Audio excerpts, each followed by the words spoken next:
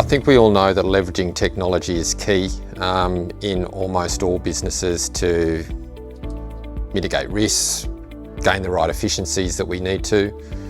But what potentially, or certainly what we find out there, is that once a technology is introduced within a business, doesn't necessarily mean that that technology is used to its ultimate capabilities. So often it's, right, we got this in, we got it set up, that's done.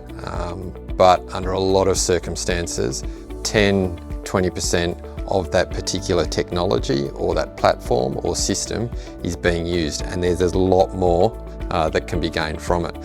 What we then sometimes find is that the business will go, hey, we're not getting that out of that technology, let's look at this other technology. But ultimately the reason that they're not getting those efficiencies out of it is because they're not using it to its level of capabilities.